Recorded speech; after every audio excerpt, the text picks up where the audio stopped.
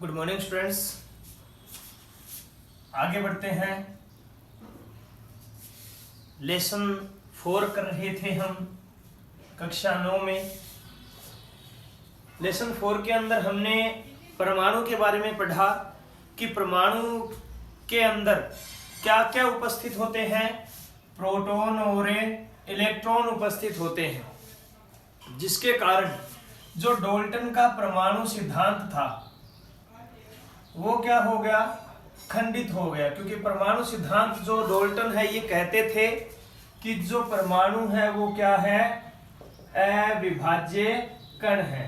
ये बात इनकी क्या हो गई, मतलब गलत सिद्ध हो गई, क्योंकि परमाणु में प्रोटॉन और इलेक्ट्रॉन भी पाया जा रहा है। इसके बाद में प्रोटॉन और इलेक्ट्रॉन किस प्रकार से पाए जाते हैं परमाणु के अंदर, उसकी हमने चर्चा की। तो सबसे पहले हमने पढ़ा था थॉमसन का परमाणु मॉडल, जिन्होंने कहा कि एक तरबूज है, इसके अंदर जो लाल भाग होता है ये प्रोटॉन होता है और इसमें जो बीज होते हैं ये इलेक्ट्रॉन होते हैं। दूसरी जो बात की वो की थी हमने रदरफोर्ड के मॉडल की। रदरफोर्ड ने परमाणु मॉडल जो दिया था उसमें इसने सोने की पन्नी पर अल्फा कणों की बौछार की थी और इसने निष्कर्ष निकाला था लास्ट में कि जो परमाणु होता है एक धनावेशित गोला होता है जिसके अंदर नाभिक पाया जाता है और जिसके चारों ओर कोण घूमते हैं, इलेक्ट्रॉन घूमते रहते हैं। यहाँ पे ये इस बात पे अटक गया था कि अगर इलेक्ट्रॉन घूमेगा तो इससे ऊर्जा निकलेगी और अगर ऊर्जा निकलेगी तो ये थक कर हार कर क्या हो जाएगा, नाभिक से टकरा जाएगा। इस बात का जवाब रदरफोर्ड जो है वो नहीं दे पाए थे। इस बात का आगे हम जिक्र करेंगे। अब इसके बाद में जो तीसरे वैज्ञानिक आए उनका नाम था बोर, नील्स बोर, और नील्स बोर ने भी अपना एक मॉडल दिया। तो हम अब पढ़ेंगे नील्स बोर के मॉडल को। देखिएगा, नील्स बोर का की परिकल्पना। नील्स बोर ने यह कहा कि जो परमाणु होते हैं इनमें जो इलेक्ट्रॉन होते हैं ये कुछ निश्चित कक्षाओं में घूमते हैं, कुछ निश्चित कक्षाओं में चक्कर लगाते हैं, ठीक है, जिन्हें इलेक्ट्रॉन की विविक्त कक्षा कहते हैं, जिन्हें इलेक्ट्रॉन की विविक्त कक्षा कहते हैं।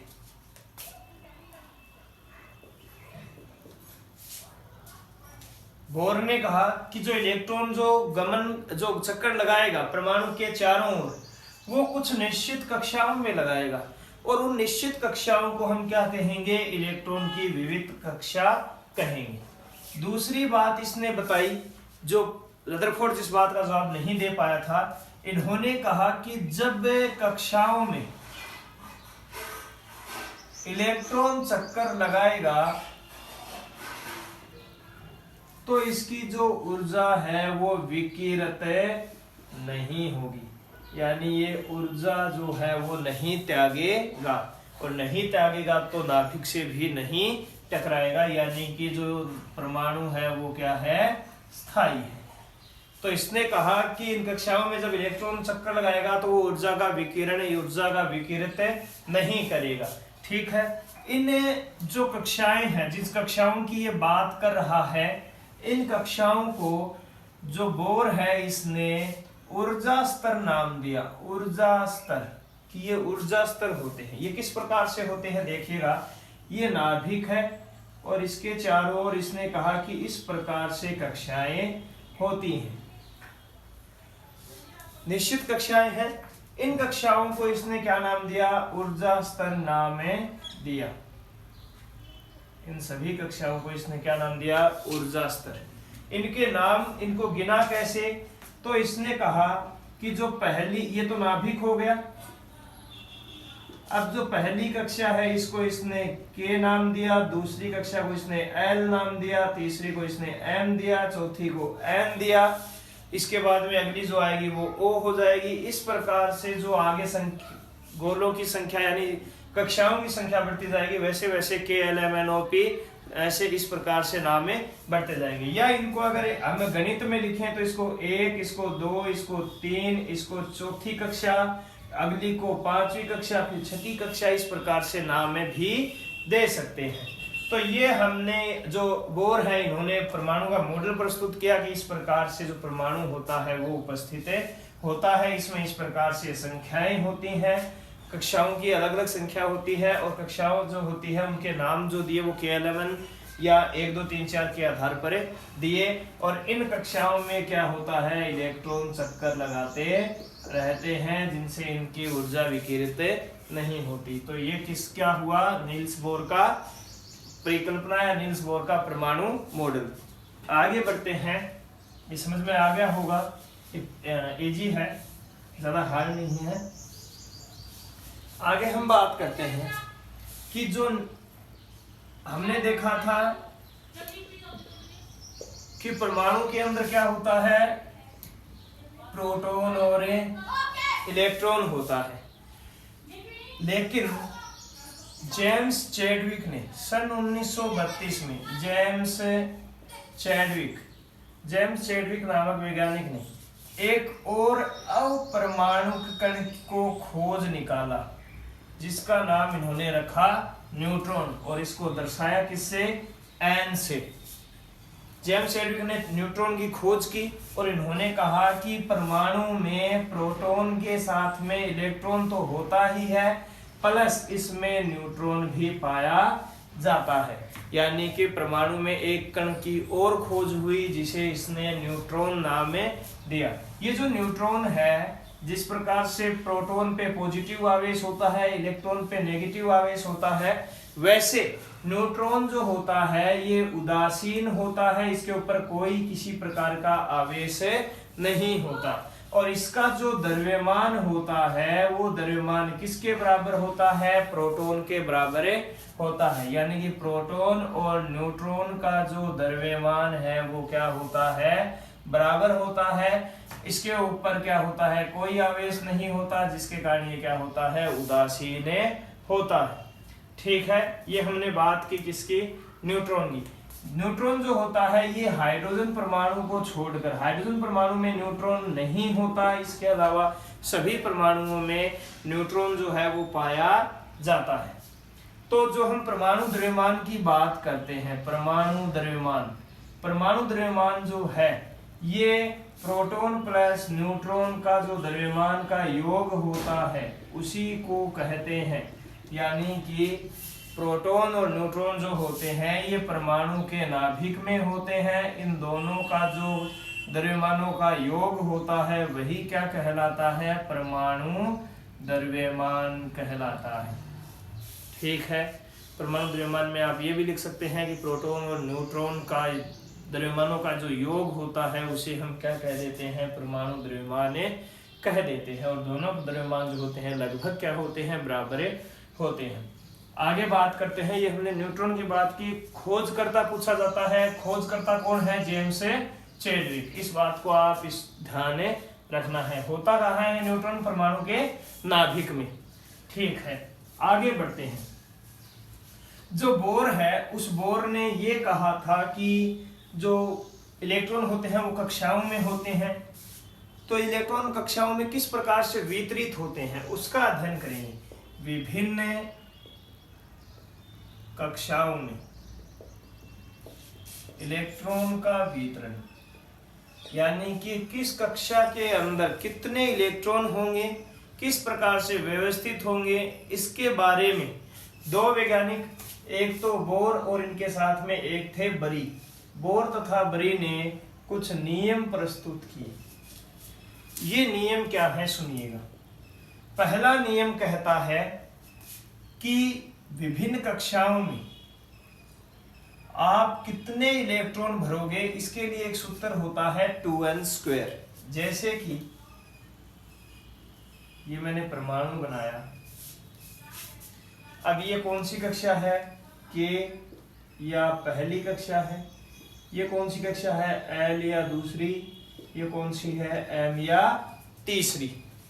ठीक है, हम क्या करते हैं, हमें देखना है कि इस पहली कक्षा के अंदर जो k कक्षा है, इस k कक्षा में कितने इलेक्ट्रॉन भरे जा सकते हैं। k कक्षा में इलेक्ट्रॉन की संख्या यानी कितने इलेक्ट्रॉन आ सकते हैं वो हम निकालेंगे 2n² से।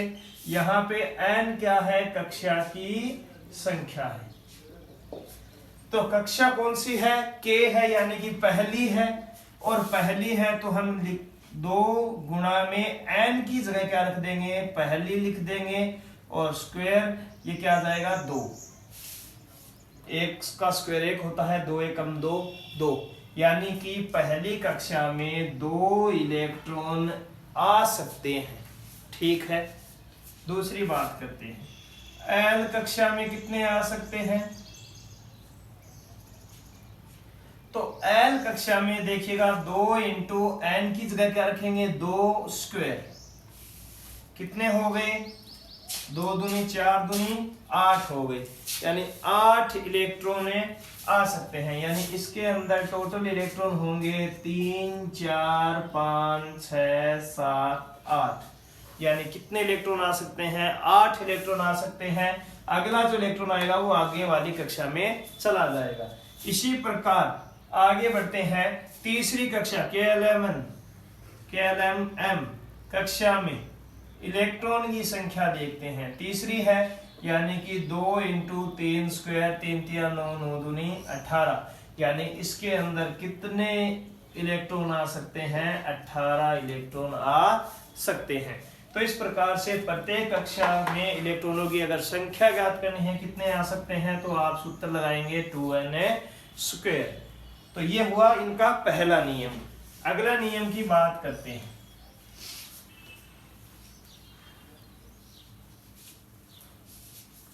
दूसरा जो नियम है ये कहता है कि कक्षा में जो इलेक्ट्रॉन होते हैं वो बाह्यतम कोश में 8 आ सकते हैं। बाह्यतम कोश या कक्षा में कितने इलेक्ट्रॉन होने चाहिए, तो 8 इलेक्ट्रॉन होने चाहिए, यानी कि इस नियम को कहते हैं अष्टक नियम। अष्टक नियम कहता है कि प्रत्येक परमाणु में अंतिम जो सबसे बाह्यतम जो कोश है, कक्षा है, उसमें 8 इलेक्ट्रॉन होना बहुत ही जरूरी है। 8 इलेक्ट्रॉन अगर नहीं होंगे तो वो किसी न किसी अन्य परमाणु से क्या करेगा, क्रिया करेगा। वो परमाणु क्या नहीं होगा, स्थायी नहीं होगा। वो स्थायी नहीं होगा। उसके अंतिम कोश में कितने इलेक्ट्रॉन होने चाहिए, 8 इलेक्ट्रॉन होना जरूरी होता है। इसे अष्टक नियम कहते हैं। जैसे कि कोई परमाणु है, इसमें दूसरा जो है, जैसे कि मैं कोई भी परमाणु लूं कि जैसे कि मान लीजिए हमने कार्बन लिया, कार्बन में कितने इलेक्ट्रॉन होते हैं, 6 होते हैं। तो इसमें 2 इलेक्ट्रॉन तो हम पहले वाले कोश में भर देंगे, 2 ही आते हैं। अगले में 8 आ सकते हैं, तो तीसरा, चौथा, पांचवा, छठा, 6 इलेक्ट्रॉन है, 6 इलेक्ट्रॉन ही भरने हैं अपने को। 2 तो पहली कक्षा में भर दिए, बाकी किसमें भर दिए, दूसरी कक्षा में। कितने इलेक्ट्रॉन भरे हमने, 4 भरे। तो दूसरी कक्षा जो है एल कक्षा, इसमें कितने भरे, 4 भरे। तो इस कक्षा के अंदर, ये कक्षा बाहर वाली है, सबसे बाह्यतम है, कार्बन परमाणु की सबसे बाह्यतम कक्षा है। तो इस कक्षा के अंदर बाह्यतम कक्षा वो होगी जिसमें अंतिम इलेक्ट्रॉन होंगे। अंतिम इलेक्ट्रॉन 4 किसमें, इस दूसरी कक्षा में। ये के है, ये एल है, एल के अंदर है। तो एल में कितने इलेक्ट्रॉन है, 4 है। लेकिन ये नियम क्या कहता है, अष्टक नियम, कितने होने चाहिए, 8 होने जरूरी है। अगर इसमें 8 नहीं है तो ये और किसी से क्रिया करके 4 इलेक्ट्रॉन और ग्रहण कर लेगा और अपने बाह्यतम कोश में कितने करेगा, 8 इलेक्ट्रॉन करेगा, जिसे कार्बन अन्य के साथ में क्या हो जाता है, जुड़ जाता है। कार्बन का परमाणु दूसरे परमाणु के साथ में जुड़ जाता है। अगर इसके कोश में 4 ही इलेक्ट्रॉन रहेंगे तो ये अस्थायी रूप में रहेगा। ये अष्टक नियम है। नेक्स्ट बात करते हैं हम तीसरा नियम है कि बाहर के कोष जो होंगे वो बाद में भरे जाएंगे और पहले कोष जो है वो पहले भरे जाएंगे। जैसे कि सबसे पहले जो इलेक्ट्रॉन भरा जाएगा ये K कक्षा है, ये L है, ये M है। पहले जो इलेक्ट्रॉन भरा जाएगा वो पहली कक्षा में भरा जाएगा। उसके बाद में ये जब पूर्ण भर जाएगा तो जो इलेक्ट्रॉन है वो अगली कक्षा में आएगा। और जब ये कक्षा जब भर जाएगी, इसमें जब 8 इलेक्ट्रॉन हो जाएंगे तो अगला इलेक्ट्रॉन अगली कक्षा में जाएगा। यानी बाहर वाली कक्षा जो है वो उसमें पहले इलेक्ट्रॉन नहीं भरेंगे। ये नहीं कि हम पहले इलेक्ट्रॉन इसमें भरें, उसके बाद में इसमें और इसके बाद में इसमें। ये तरीका क्या है? गलत है। ये तरीका क्या है? सही है। यानी कि पहले पहली कक्षा में भीतरी कक्षाओं में इलेक्ट्रॉन भरे जाएंगे, उसके बाद में बाद वाली कक्षाओं में इलेक्ट्रॉन भरे जाएंगे। ये हमने इसके नियम में पढ़े। अब देखिए हम कुछ इलेक्ट्रॉनों में भर के देखते हैं, कुछ परमाणुओं में इलेक्ट्रॉन भरते हैं, किस प्रकार से इलेक्ट्रॉन भरे जाते हैं। जैसे कि हम देखिएगा जो इलेक्ट्रॉन भरे जाते हैं वो परमाणु क्रमांक के आधार पर भरे जाते हैं। जितना परमाणु क्रमांक होगा उतने इलेक्ट्रॉन भरने होते हैं। जैसे कि अगर हम तत्वों की सारणी देखें, आवर्त सारणी, उसमें तत्व इस प्रकार से होते हैं: hydrogen, helium, lithium, beryllium, boron, carbon, nitrogen, oxygen. एक बार इनकी बात करते हैं। हाइड्रोजन तो 1 नंबर पे है, ये 2 पे है, 3 पे, 4 पे, 5 पे, 6 पे, 7 पे और 8 पे। यानी इनका जो परमाणु क्रमांक है वो इस प्रकार से है। इस प्रकार से है तो इसमें इलेक्ट्रॉन भी इतने ही भरे जाएंगे। हाइड्रोजन की बात करें तो हाइड्रोजन में 1 इलेक्ट्रॉन है, 1 इलेक्ट्रॉन पहली कक्षा में आ जाएगा। ठीक है, कोई दिक्कत नहीं है, पहली कक्षा में इलेक्ट्रॉन आ गया। ठीक है, इसमें 2 भर सकते हैं ना, लेकिन हमें भरना ही कितना है? 1 ही भरना है, तो 1 हमने भर दिया। हीलियम में जिस प्रकार से 2 भरने हैं, तो हीलियम में क्या करेंगे? ये तो हाइड्रोजन है, हीलियम में कितने भरने हैं? 2 भरने हैं। तो पहली कक्षा में ही कितने आ जाएंगे? 2 आ जाएंगे, क्योंकि पहली कक्षा में हमने देखा था 2n² से कि 2 ही इलेक्ट्रॉन भर सकते हैं, तो 2 हमने पहली कक्षा में भर दिए। लिथियम में कितने भरने हैं? 3 भरने हैं।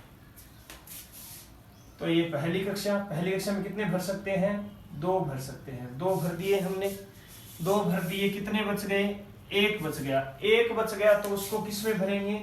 अगली कक्षा में। अगली कक्षा में भी हमने क्या भर दिया? 1 भर दिया। तो ये क्या हो गया? लिथियम। ठीक है, अब अगली कक्षा में तब तक भरते रहेंगे जब तक 8 इलेक्ट्रॉन नहीं हो जाते, क्योंकि दूसरी कक्षा में कितने आ सकते हैं? 8 इलेक्ट्रॉन आ सकते हैं। हमने देखा था 2n² से दूसरी कक्षा में 8 इलेक्ट्रॉन आ सकते हैं। देखिएगा, लिथियम हो गया। बेरिलियम की बात करते हैं तो बेरिलियम में 4 भरने हैं अपने को, 2 तो इसमें भर दिए, 2 किस में भर देंगे? अगली कक्षा में। बोरॉन 5 कार्बन भरने हैं, 1 2 भरे हमने, फिर 3 4 5 भर दिए। ठीक है, कार्बन में 6 भरने हैं, 1 2 3 4 5 6 इलेक्ट्रॉन बाहर वाले कोष में भर दिए। तो इस प्रकार से हम क्या है, इन इलेक्ट्रॉनों को कोषों के अंदर भरते हैं। जैसे कि देखिए हम आगे बात करते हैं, सोडियम आयन की बात करते हैं। सोडियम जो आयन है ये आता है 11 नंबर पे, तो इसमें इलेक्ट्रॉन भरते हैं। तो 11 इलेक्ट्रॉन भरने हैं अपने को। पहला इलेक्ट्रॉन इसमें आएगा, दूसरा इसमें आ जाएगा, पहले कोष में ही, K कोष है ये। दूसरा कोष लेंगे L, 2 इसमें आ गए, तीसरा, चौथा, 5वां, 6वां, 7वां, 8वां, 9वां, 10वां। कितने इलेक्ट्रॉन हो गए? बाहर वाले में 1 2 3 4 5 6 7 8। दूसरे में 8 ही भर सकते हैं, 8 से अलावा ज्यादा नहीं भर सकते। हमने कितने भर दिए? 10। कितना बच गया? 1 किस में आएगा? अबे अगली कक्षा में आएगा। 1 किस में आएगा? KL M कक्षा में आएगा। अब जब तक इसमें 18 इलेक्ट्रॉन नहीं हो जाते तब तक जो इलेक्ट्रॉन है वो अगली कक्षा में नहीं जाएगा, और 18 होने के बाद में इलेक्ट्रॉन अगली कक्षा में चला जाएगा। अब सुनिएगा, ये जो है इलेक्ट्रॉन को हमने भर के देखा है प्रत्येक अलग अलग कोष में। इस प्रकार से आगे मैग्नीशियम आता है, तो मैग्नीशियम 12 पे आता है, तो 1 और भर देंगे यहाँ पे। 10 तो ये थे ही, 2 12 हो गए। समझ में आ गया? इस प्रकार से हम परमाणुओं में जो कोश उपस्थित होते हैं उनके अंदर इलेक्ट्रॉनों को भरने का जो क्रम होता है वो ये होता है।